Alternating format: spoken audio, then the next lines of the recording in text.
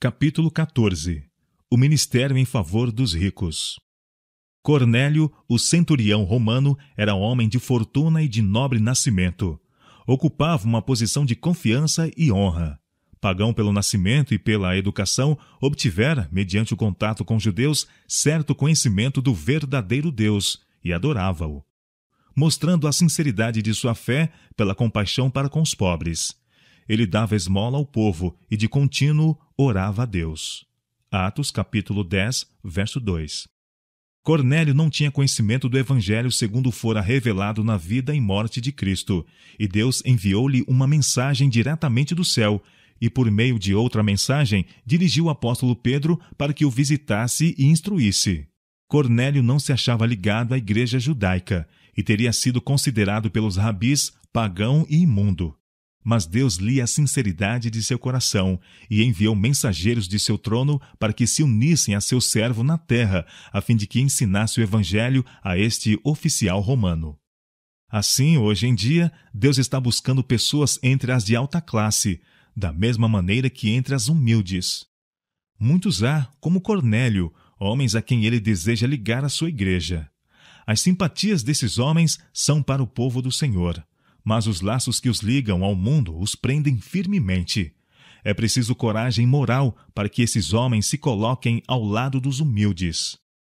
Esforços especiais se devem fazer por essas pessoas, que se acham em tão grande risco devido às responsabilidades e à convivência que têm. Muito se diz quanto ao nosso dever para com os pobres negligenciados. Não se deveria dar alguma atenção aos negligenciados ricos? Muitos consideram essa classe um caso perdido, e poucos fazem para abrir os olhos daqueles que, cegos e ofuscados pelo falso brilho da glória terrena, perderam o cálculo da eternidade. Milhares de ricos têm baixado ao túmulo inadvertidos. Mas, por mais indiferentes que pareçam, muitos entre eles são almas oprimidas. O que amar o dinheiro nunca se fartará de dinheiro, e quem amar a abundância nunca se fartará da renda. Eclesiastes capítulo 5, verso 10. Aquele que diz ao ouro fino, tu és a minha confiança, assim negaria a Deus que está em cima. Jó capítulo 31, versos 24 e 28. Nenhum deles, de modo algum, pode remir a seu irmão ou dar a Deus o resgate dele, pois a redenção da sua alma é caríssima e seus recursos se esgotariam antes. Salmo 49, versos 7 e 8. As riquezas e as honras mundanas não podem satisfazer a alma. Muitos dentre os ricos anseiam por alguma divina certeza, alguma esperança espiritual. Muitos anelam alguma coisa que lhes venha pôr termo à monotonia de uma vida sem objetivo. Muitos, em sua vida profissional, sentem a necessidade de alguma coisa que não possuem. Poucos entre eles vão à igreja, pois sentem que pouco benefício recebem. Os ensinos que recebem não lhes tocam o coração. Não lhes faremos nós nenhum apelo pessoal? Entre as vítimas da necessidade e do pecado encontram-se aqueles que já possuíram fortuna outrora. Homens de várias carreiras e posições diversas na vida foram vencidos pelas corrupções do mundo, pelo uso da bebida forte, por se entregarem às concupiscências e caírem sob a tentação. Ao passo que esses caídos requerem piedade e auxílio, não se deveria atender aos que ainda não desceram a essas profundidades, mas que estão pondo os pés na mesma vereda? Milhares que ocupam posições de confiança e honra estão condescendendo com hábitos que significam ruína para o corpo e a alma. Ministros do Evangelho, estadistas, escritores, homens de fortuna e de talento, homens de vasta capacidade comercial, de aptidões para ser úteis, encontram-se em perigo mortal, porque não reconhecem a necessidade do domínio de si mesmos em todas as coisas. É necessário que se lhe chame a atenção para os princípios de temperança, não por maneira estreita e arbitrária, mas à luz do grande desígnio de Deus para a humanidade. Pudessem os princípios da verdadeira temperança, se eles assim apresentados, e muitos dentre as classes mais elevadas haveriam de reconhecer seu valor e aceitá-los com sinceridade. Deveríamos mostrar a essas pessoas os resultados das nocivas complacências em diminuir as energias físicas, mentais e morais. Ajudai-os a compreender sua responsabilidade como mordomos dos dons de Deus. Mostrar-lhes o bem que poderiam fazer com o dinheiro que agora gastam com aquilo que só mal lhes faz. Apresentar-lhes o compromisso de abstinência total, pedindo que o dinheiro, que de outro modo eles gastariam em bebidas, fumo ou prazeres semelhantes, seja consagrado a aliviar os pobres, enfermos ou à educação de crianças e jovens, de modo a serem úteis no mundo. Não seriam muitos os que se negassem a ouvir apelos semelhantes. Há outro perigo a que os ricos se acham especialmente expostos, e aí está também um campo aberto ao médico missionário. Multidões de pessoas prósperas no mundo que nunca desceram às formas comuns do vício são ainda levadas à ruína mediante o amor das riquezas. O cálice mais difícil de conduzir não é o que se acha vazio, mas o que está cheio até as bordas. É este que de mais cuidadoso equilíbrio necessita. A aflição e a adversidade trazem decepção e dor, mas é a prosperidade que mais perigo oferece à vida espiritual. Os que estão sofrendo reveses são representados pela sarça que Moisés viu no deserto, que, embora ardendo, não se consumia. O anjo do Senhor estava no meio da sarça. Assim, na perda e na aflição, o brilho da presença do invisível se encontra conosco para nos confortar e suster. Frequentemente solicitam-se orações para os que estão padecendo por doença ou adversidade. Nossas orações são, entretanto, mais necessitadas pelos homens a quem foram confiadas prosperidade e influência. No vale da humilhação, onde os homens sentem sua necessidade e confiam em que Deus lhes guiará os passos, há relativa segurança.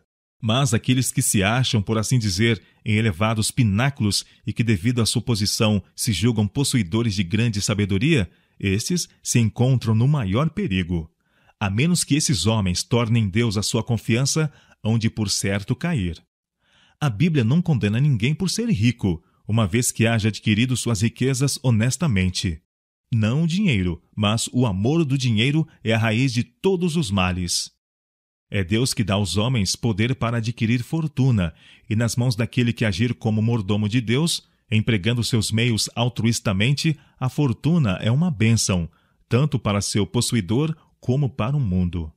Muitos, porém, absorvidos em seus interesses nos tesouros mundanos, tornam-se insensíveis aos reclamos de Deus e às necessidades de seus semelhantes.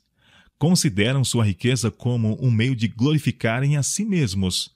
Acrescentam casa a casa, terra a terra, enchem sua casa de luxo, enquanto tudo ao seu redor são seres humanos em miséria e crime, em enfermidade e morte. Aqueles que assim consagram sua existência ao serviço do próprio eu estão desenvolvendo em si mesmos não os atributos de Deus, mas os do maligno.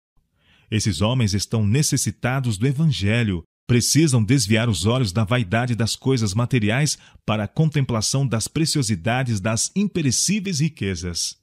Necessitam aprender a alegria de dar, a bem-aventurança de ser colaboradores de Deus. O Senhor nos ordena: manda aos ricos deste mundo que não confiem na incerteza das riquezas, mas em Deus, que abundantemente nos dá todas as coisas para delas gozarmos, que façam o bem, enriqueçam em boas obras, repartam de boa mente e sejam comunicáveis, que entesourem para si mesmos um bom fundamento para o futuro, para que possam alcançar a vida eterna. 1 Timóteo capítulo 6, versos 17 a 19. Não é por nenhum toque casual, acidental, que almas ricas amantes do mundo podem ser atraídas a Cristo. Essas pessoas são muitas vezes a de mais difícil acesso. É preciso, em seu favor, um esforço pessoal da parte de homens e mulheres dotados de espírito missionário, que não fracassem nem desanimem. Alguns são especialmente habilitados a trabalhar nas classes mais elevadas. Estes devem buscar de Deus sabedoria para saber como alcançar essas pessoas, não somente por uma relação casual com elas, mas para, mediante esforço pessoal e fé viva, despertá-las para as necessidades da alma, levá-las ao conhecimento da verdade, tal como é em Jesus. Muitos supõem que, para se aproximar das classes mais altas, é preciso adotar uma maneira de vida e um método de trabalho que se harmonizem com seus fastidiosos gostos. Uma aparência de riqueza, custosos edifícios, caros vestidos, equipamentos e ambiente, conformidade com os costumes do mundo, o artificial polimento da sociedade da moda, cultura clássica, as graças da oratória são considerados essenciais. Isso é um erro. O caminho dos métodos do mundo não é o caminho de Deus para alcançar as classes mais elevadas. O que na verdade os tocará é uma apresentação do Evangelho de Cristo feita de modo coerente e isento de egoísmo. A experiência do apóstolo Paulo, ao defrontar-se com os filósofos de Atena, encerra uma lição para nós. Ao apresentar o Evangelho no Areópago, Paulo enfrentou a lógica com a lógica, ciência com a ciência, filosofia com filosofia. Os mais sábios de seus ouvintes ficaram atônitos e emudecidos. Suas palavras não podiam ser controvertidas. Pouco fruto, porém, produziu seu esforço. Poucos foram levados a aceitar o Evangelho. Daí em diante, Paulo adotou uma diversa maneira de trabalhar. Evitava os argumentos elaborados e as discussões de teorias, e em simplicidade encaminhava homens e mulheres a Cristo como o Salvador dos pecadores. Escrevendo aos Coríntios acerca de sua obra entre eles, disse: Eu, irmãos, quando fui ter convosco, anunciando-vos o testemunho de Deus, não fui com sublimidade de palavras ou de sabedoria, porque nada me propus a saber entre vós, senão a Jesus Cristo e este crucificado. A minha palavra e a minha pregação não consistiram em palavras persuasivas de sabedoria humana, mas em demonstração do Espírito e de poder, para que a vossa fé não se apoiasse em sabedoria dos homens, mas no poder de Deus. 1 Coríntios capítulo 1, versos 1, 2, 4 e 5.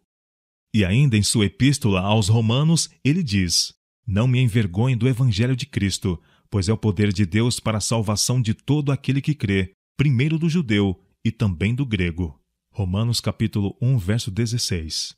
Portem-se os que trabalham com as classes mais altas com verdadeira dignidade, lembrando-se de que os anjos são seus companheiros. Conservem eles o tesouro do espírito e do coração cheio de está escrito. Guardem na memória as preciosas palavras de Cristo. Elas devem ser apreciadas muito acima do ouro e da prata. Cristo disse que seria mais fácil a um camelo passar pelo fundo de uma agulha do que um rico entrar no reino de Deus. No trabalho a fazer por essa classe, apresentar-se-ão muitos desânimos, muitas revelações pungentes terão lugar, mas todas as coisas são possíveis com Deus. Ele pode e há de operar mediante instrumentos humanos na mente dos homens cuja vida tem sido consagrada a ganhar dinheiro. Há milagres a se operarem na genuína conversão, milagres agora não discernidos. Os maiores homens da terra não se encontram além do alcance de um Deus poderoso em maravilhas. Se aqueles que são seus colaboradores cumprirem valorosa e fielmente o seu dever, Deus converterá homens que ocupam posições de responsabilidade, homens de intelecto e de influência. Por meio do poder do Espírito Santo, muitos serão levados a aceitar os divinos princípios. Quando se tornar claro que o Senhor espera que eles, como seus representantes, aliviem a sofredora humanidade, muitos a isso corresponderão, dando de seus meios, juntamente com sua simpatia, para o benefício dos pobres. À medida que sua mente é assim afastada dos próprios interesses egoístas, muitos se entregarão a Cristo. Com seus talentos de influência e meios, unir-se-ão de boa vontade à obra de beneficência com o humilde missionário que foi instrumento de Deus em sua conversão. Pelo devido emprego de seus tesouros terrenos, ajuntarão para si um tesouro nos céus que nunca cabe, onde não chega ladrão e a traça não rói. Lucas capítulo 12, verso 33. Quando convertidos a Cristo, muitos se tornarão na mão de Deus instrumentos para trabalhar em favor de outros de sua classe. Sentirão ser-lhes confiada uma dispensação do Evangelho para aqueles que fizeram deste mundo o seu tudo. O tempo e o dinheiro serão a Deus consagrados, devotados o talento e a influência à obra de ganhar almas para Cristo. Unicamente a eternidade revelará o que tem sido realizado por esta espécie de ministério. Quantas almas, enfermas de dúvida e cansadas do mundanismo e do desassossego, têm sido levadas ao grande restaurador, que anseia salvar perfeitamente a todos quantos a ele se achegam. Cristo é um Salvador ressurgido, e a salvação debaixo de suas asas.